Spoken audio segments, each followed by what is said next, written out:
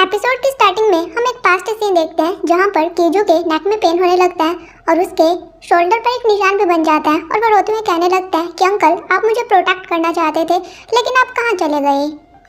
फिर हमें उसके अंकल के गायब होने के 2 दिन बाद का सीन दिखाया जाता है। हान बॉम उसके स्टूडियो में आती है, उसके पास एक कैमरा होता है और वो कीजू को बताती है कि मुझे कैमरा मिला है। तो कीजू कहता है तुम्हें कैमरा किसने दिया है, क्या तुम्हें पता है कि कैमरा का ओनर कौन है।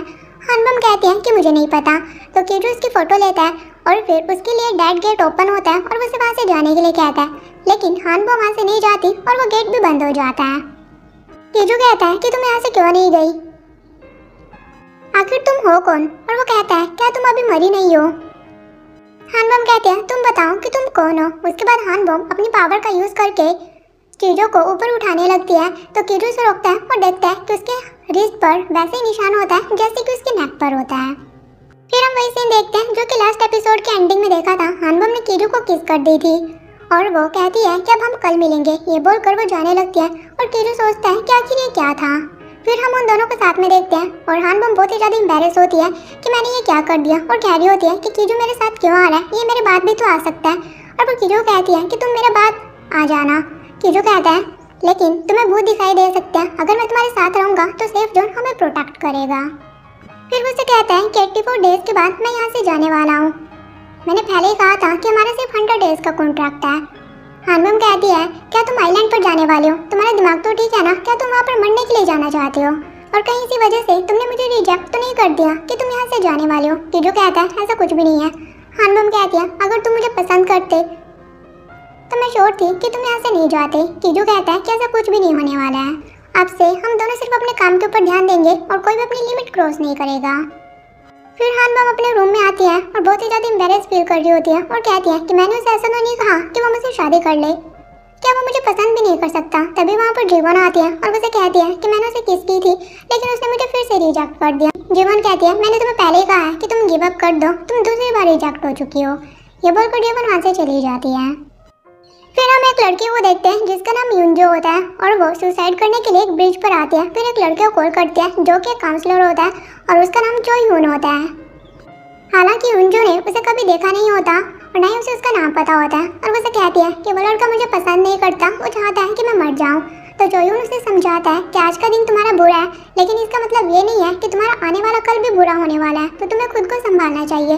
लेकिन वो रोते हुए कहने लगती है कि अब मेरा कोई भी नहीं है तो मैं जीकर क्या करूँगी और मैं गिव अप कर दूँगी। चोयून कहता है कि अभी तुम कहाँ पर हो।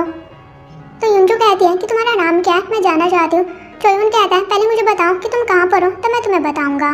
लेकिन युंजू से कहती है कि मेरी लाइफ में मेरा कोई भी नहीं था लेकिन तुम मेरी प्रॉब्लम्स को सुना करते थे, साथ ही मुझे समझाते थे, उसके लिए थैंक यू। ये बोलकर वो कॉल कट कर देती है।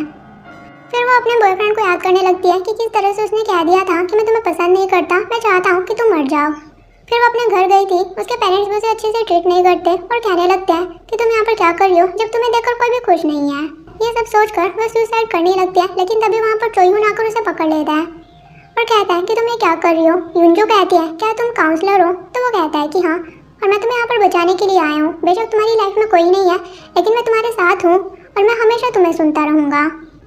और वो युंजू को बचाकर दूसरी साइड कर देता है लेकिन तभी युंजू को कुछ हो जाता है और वो उसे देखकर घबरा जाती है और इसी घबराहट में वो चोयून को धक्का देकर पानी में गिरा देती है और फिर डर के मारे वहाँ से भाग जाती है।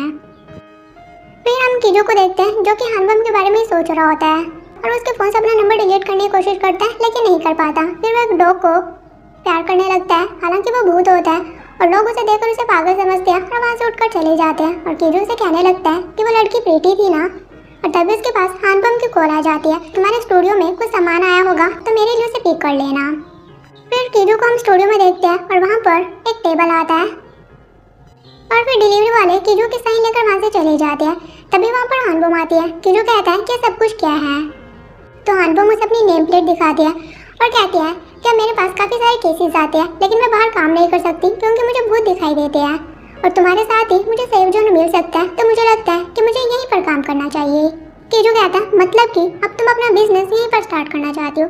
हानबॉम कहती है कि हाँ और वैसे भी मैं तुम्हारी लैंड ओनर हूँ, मैं कुछ भी कर सकती हूँ। कीजू कहता है मैं टाइम से अपने पैसे देता हूँ तो अपना सामान लेकर यहाँ से चली जाओ। हानबॉम कहती है कि मैं नहीं जाऊँगी और वैसे भी तुम यहाँ पर इलीगल काम कर रही हो, क्या तुमने रजिस्टर किया है कि तुम यहाँ पर फोटो स्टूडियो चला रही हो।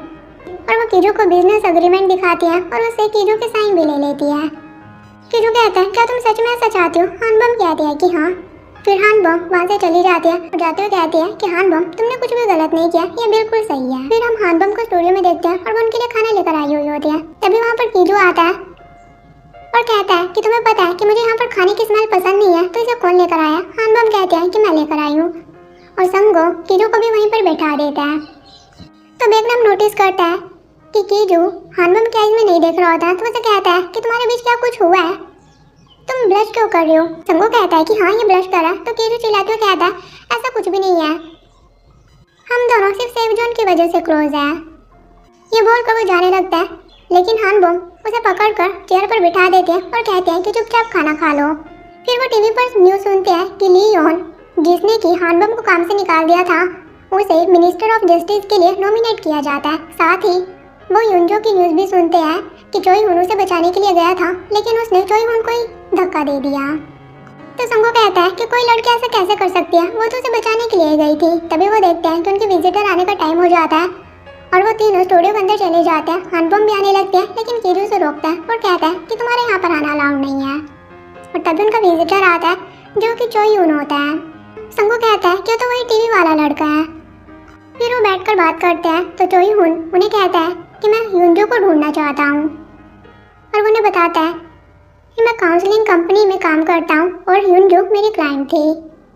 वो अपनी लाइफ से बहुत ही ज़्यादा दुखी थी, तो मैं उसे समझाया करता था और मेरे समझाने के बाद वो मान भी गई थी और अपनी लाइफ में काफ़ी खुश थी। उसके एक बॉयफ्रेंड भी बन गया था, लेकिन फिर उसके बॉयफ्रेंड उसे ब्रेकअप कर लिया, जिसकी वजह से युनजो काफ़ी टूट गई, जो कि हमें दिखाया भी जाता है। और वो अपनी हर चीज़ के बारे में चोई हुन को बताया करती थी। तो चोई हुन उसे कहता है कि कोई बात नहीं, बेशक तुम्हारे बॉयफ्रेंड ने तुमसे ब्रेकअप कर लिया, लेकिन मैं हमेशा तुम्हारे साथ हूँ। और प्रेजेंट में चोई हुन उन्हें कह रहा होता है कि मुझे लगता है कि मैं एक अच्छा काउंसलर नहीं हूँ। तो संगो कहता है तुम्हारी तो कोई गलती नहीं है, तुम तो उसे प्रोटेक्ट करने के लिए गए थे, बल्कि उसने ही तुम्हें धक्का दे दिया। चोई हुन कहता है अब तो मैं मर चुका हूँ, लेकिन मैं चाहता हूँ कि युनजो अपनी लाइफ अच्छे से स्पेंड करे और मैं नहीं चाहता कि मुझे मारने की वजह से वो गिल्ट फील करे। फिर हम जीवोन को देखते हैं, तभी उसका बॉस उसे अपने बेटे का काम दे देता है और कहता है कि वो काफ़ी बिजी रहता है, तो तुम उसका काम कर देना। तो वो कहती है लेकिन मेरे पास ऑलरेडी बहुत सारा काम है। तो उसका बॉस कहता है कि तुम्हें फ्री टाइम में कर सकती हो, और संगो उनकी बातें सुन रहा होता है। और तभी वो याद करता है कि 3 साल पहले ये मुझसे भी अपने बच्चों का काम करवाया करता था। और वहीं प्रेजेंट में संगो कह रहा होता है कि जीवन काम करने के लिए हाँ मत करना, लेकिन जीवन कह देती है कि ठीक है मैं कर दूंगी। फिर संगो अपने बॉस को सबक सिखाने के लिए एक काम वाली की बॉडी के अंदर चला जाता है और कॉल पर किसी को जोर जोर से कहने लगता है कि एक बॉस है जो कि अपने बच्चों का काम एम्प्लॉय से करवाता है, ये बहुत गलत है, उसे तो मर ही जाना चाहिए था। तो बॉस उसे कहता है तुम्हें ऐसा नहीं कहना चाहिए। जब वो वहाँ से बाहर जाने लगता है तो संगो पानी की बाल्टी उसके ऊपर फेंक देती है। फिर हम पुलिस स्टेशन में एक लड़की को देखते हैं जो कि रिपोर्ट लिखवाने के लिए आई हुई होती है कि मेरी कैट को किसी ने मार डाला है, लेकिन मुझे नहीं लगता कि किसी इंसान का काम है, मुझे लगता है कि किसी भूत ने किया है। तब पुलिस ऑफिसर सियोन उसे कहता है कि आप चिंता मत करो, अगर मुझे कुछ पता चलता है मैं आपको इसके बारे में बताऊंगा, फिलहाल आप घर जाओ। फिर पुलिस ऑफिसर उसकी कैट की फोटो देखने लगता है और कहता है कि मुझे काफ़ी अजीब लग रहा है। फिर हम रात को एक लड़की को देखते हैं जो कि अपनी कैट को ढूंढ रही होती है और देखती है कि वहाँ पर कुछ कैट मरी हुई पड़ी हुई होती है। तभी वो वहाँ पर एक इविल स्पिरिट को देखती है और ये वही इविल स्पिरिट होती है जिसकी वजह से वो एक्सीडेंट हुआ था, और उसे देखकर वो लड़की वहाँ से भाग जाती है। फिर हम हानबम को देखते हैं जो कि चोईहुन से बात कर रही होती है। चोईहुन उसे कहता है कि मेरे पास काफ़ी गरीब क्लाइंट आते हैं जिन्हें हेल्प की ज़रूरत है। हानबम कहते हैं कि आप चिंता मत करो, फ्री ऑफ कॉस्ट मैं उनकी हेल्प करने की कोशिश करूंगी। ये सुनकर वो काफ़ी खुश होता है और हानबम का हाथ पकड़ लेता है। तभी वहाँ पर कीजू आता है, उसे देखकर उन्हें काफ़ी जेलस फील होता है और वो उस भूत से हानबम को हाथ छुड़वाता है और कहता है तुम्हें क्या कर रही थी। तो चोईहुन कहता है कि मुझे माफ़ कर दो, मैं भूल गया था कि मैं एक भूत हूँ। और वो कीजू कहता है कि अगर युनजो के बारे में कुछ पता चला तो मुझे बताना। ये बोलकर वहाँ से चला जाता है। तो कीजू हानबम को कहता है कि तुम उसके क्लाइंट की फ्री में हेल्प करने की बात क्यों कर रही थी, मुझे तो तुम यहाँ पर फ्री में रहने नहीं दे रही हो। तो हानबम कहती है कि वो तुमसे काफ़ी अलग है और देखो वो कितना हैंडसम है। ये बोलकर हानबम वहाँ से चली जाती है। फिर हम कीजू को देखते हैं जो कि युनजो को देखने के लिए उसके घर आता है। युनजो वहाँ पर नहीं होती, लेकिन उसका घर का सारा सामान इधर उधर बिखरा हुआ होता है। फिर हम बेकनाम को देखते हैं जो कि CCTV वाले रूम में आया हुआ होता है और वो वही फुटेज देख रहा होता है जब युनजे ने चोईहुन को धक्का दिया था और वो इस फुटेज को कीजू को सेंड करता है। और कहता है कि इस वीडियो को देखकर तुम्हें क्या लगता है। फिर हम कीजो को देखते हैं जो कि उसे एक्सीडेंट साइट पर आता है। तभी वहाँ पर पुलिस आती है और कीजो कहती है कि आप यहाँ पर क्या कर रहे हो। कीजो कहता है कि मैं तो बस यहाँ का व्यू एंजॉय करने के लिए आया था। फिर वो ऑफिसर से पूछता है कि आपको युंजो मिली, तो वो मना करता है और कहता है लेकिन आप उसके बारे में क्यों पूछ रहे हो। कीजो कहता है कि बस ऐसे ही, ये बोलकर कीजो वहाँ से चला जाता है। फिर हम जीवन को देखते हैं, उसका बॉस उसे डांट रहा होता है कि उसने सही ढंग से काम नहीं किया। जीवन कहती है फिलहाल के लिए मुझे हाफ डे चाहिए क्योंकि मुझे कुछ काम है। उसका बॉस मना करता है लेकिन वो कहती है कि मैं तो जाऊंगी और वापस आकर मैं डबल काम कर दूंगी। ये बोलकर वो वहाँ से चली जाती है। वो लिफ्ट में होता है और वहाँ पर संगो भी आता है। संगो उसके फोन में मैसेज देखता है और उसे लगता है कि वो डेट पर जाने वाली है। वो भी जीवन के पीछे पीछे आता है और जीवन हॉस्पिटल में आती है तो संगो को लगता है कि शायद इसका बॉयफ्रेंड एक डॉक्टर है। फिर वो जीवन के साथ डॉक्टर वाले रूम में आता है और डॉक्टर जीवन को बताता है कि आपकी कंडीशन पहले से काफ़ी सही है, लेकिन आपको अपना ख्याल रखना पड़ेगा और जितना हो सके स्ट्रेस कम लेना और कम से कम काम करना। तो वो कहती है कि ठीक है। ये देखकर संगो को काफ़ी बुरा लगता है कि जीवन काफ़ी मुश्किल टाइम से गुजर रही है। फिर हम संगो को देखते हैं जो कि हानबॉम और चोयहुन फीमेल स्पिरिट्स के बारे में बता रहा होता है और तभी वहाँ पर कीजो आता है। वो देखता है कि हानबॉम और चोयहुन साथ में बैठे होते हैं। हानबॉम को कहता है कि ये सीट मेरी है, तुम इधर आकर बैठो। तो कीजो वहाँ पर बैठ जाता है। चोयहुन उसे पूछता है कि क्या तुम्हें युंजो मिली। कीजो मना करता है और तभी चोयहुन को कुछ होने लगता है जिसे देखकर वो काफ़ी घबरा जाते हैं और संगो से रेस्ट करने के लिए रूम में लेकर जाने लगता है। हानबॉम भी उसके पीछे जाने लगते हैं लेकिन कीजो उसे रोक लेता है और वो उसे कहता है कि तुम्हें उसकी इतनी हेल्प नहीं करनी चाहिए। तो हानबॉम कहती है कि कहीं तुम जेलस फील तो नहीं कर रहे हो। कीजो कहता है कि ऐसा कुछ भी नहीं है, तुम्हें भूतों के प्रति इतनी सिंपैथी नहीं दिखानी चाहिए क्योंकि सभी भूत अच्छे नहीं होते और तुम हर किसी के ऊपर ट्रस्ट नहीं कर सकती क्योंकि यहाँ पर जितने भूत आते हैं ऐसा नहीं है कि वो सभी सच कहते हैं। हानबॉम कहते हैं कि तुम्हें भूत पसंद नहीं है, कहीं इसी वजह से तुम आइलैंड तो नहीं जा रहे हो। तो कीजो उसे अपने अंकल की फोटो दिखाता है और कहता है कि 20 साल पहले से मिसिंग है और आज भी मैंने ढूंढ रहा हूँ और मैं उस आइलैंड पर अपने अंकल के साथ जाने वाला था। फिर कीजो युंजो को ढूंढने के लिए एक बिल्डिंग में आता है। वहाँ पर एक लड़की होती है जिसने कि मास्क लगाया हुआ होता है और वो उसे पूछता है कि क्या तुम युंजो को जानते हो। उसे देखकर युंजो भागते हुए एक छत पर आ जाती है। तो कीजो से कहता है कि क्या तुम भी युंजो हो। तो वो कहती है कि हाँ। फिर हम कीजो को स्टूडियो में देखते हैं। तभी वहाँ पर चोयहुन आता है और कहता है कि मुझे पता चला है कि तुम्हें युंजो मिल गई है, वो कहाँ पर है, मैं उसे मिलना चाहता हूँ। कीजो से कहता है फिलहाल तुम बैठो और वो उसे कहता है कि तुम युंजो को युंजो कब से कहते हो क्योंकि तुमने तो कहा था कि तुमने उसे पहली बार तब देखा था जब उसने सुसाइड करने की कोशिश की थी। तो वो कहता है क्या मैंने ऐसा कहा था, शायद मैंने गलती से ऐसा कह दिया होगा। फिर कीजो उसके शूज़ देखता है और कहता है कि ये शूज़ जाने जाने लग रहे हैं। ये शूज़ मैंने युंजो के घर पर देखे थे। युंजो के घर का सारा सामान इधर उधर फैला हुआ था लेकिन ये शूज़ बिल्कुल अच्छी तरह से वहाँ पर रखे हुए थे। फिर हमें दिखाया जाता है युंजो और कीजो क्या बात हुई थी। युंजो कीजो कहती है कि हाँ मैंने उसे मारा है। कीजो कहता है तुमने ऐसा क्यों किया। युंजो कहती है क्योंकि वो मुझे स्टॉक कर रहा था। मेरे घर पर कोई अचानक से अजीब अजीब चीजें भेजने लगा था और इसके बारे में मैंने काउंसलर को बताया था लेकिन उसने कहा कि मैं ओवर रिएक्ट कर रही हूँ, ऐसा कुछ भी नहीं है, ये मेरे दिल का वहम होगा। और उसके बाद से मेरे घर पर कोई शूज भेजा करता था। एक दो बार मैंने उन शूज को फेंक दिया लेकिन वो फिर से मेरे घर पर सेम वैसे शूज भेजने लगा। और जब चोयहुन ने मुझे बचाने की कोशिश की थी तो मैंने देखा कि बिल्कुल वैसे ही शूज है जैसे कि शूज वो मेरे घर पर भेजा करता था। और तब मुझे पता चला कि वो स्टॉकर कोई और नहीं बल्कि वो चोयहुन था और मैंने उसे मारने के लिए उसे धक्का दे दिया। और वहीं प्रेजेंट में कीजो से कहता है कि मैं तुम्हें प्यार से कह रहा हूँ कि फोटो लेने के बाद तुम चुपचाप यहाँ से चले जाना। लेकिन वो कहता है कि मुझे बताओ कि युंजो कहाँ पर है। युंजो को मेरे साथ होना चाहिए, वो मेरे साथ ही खुश रह सकती है। कीजो कहता है मैं तुम्हें लास्ट बार वार्न कर रहा हूँ और वो उसकी फोटो लेने लगता है लेकिन वो वहाँ से गायब हो जाता है।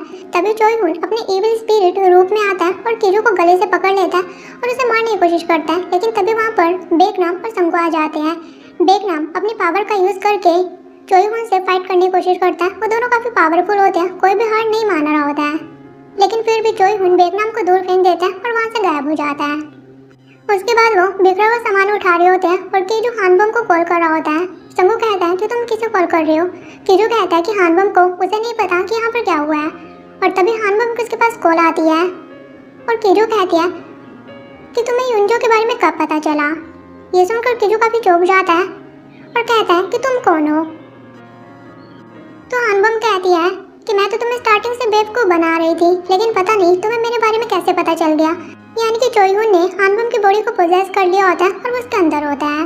और उसकी बातें सुनकर किजू समझ आता है और कहता है कि तुम हानबम की बॉडी को छोड़ दो। चोयून कहता है कितनी आसानी से नहीं छोड़ूंगा, अब ये तुम्हारे ऊपर ही डिपेंड करता है कि तुम हानबम को जिंदा देखना चाहते हो या फिर मरा हुआ देखना चाहते हो। अगर जिंदा देखना चाहते हो तो मुझे बता दो कि युनजो कहाँ पर है। ये बोलकर वो कॉल कट कर देता है और इसी के साथ ही एपिसोड खत्म हो जाता है। सो गाइस हम मिलेंगे नेक्स्ट एपिसोड के साथ। Till then take care, bye bye.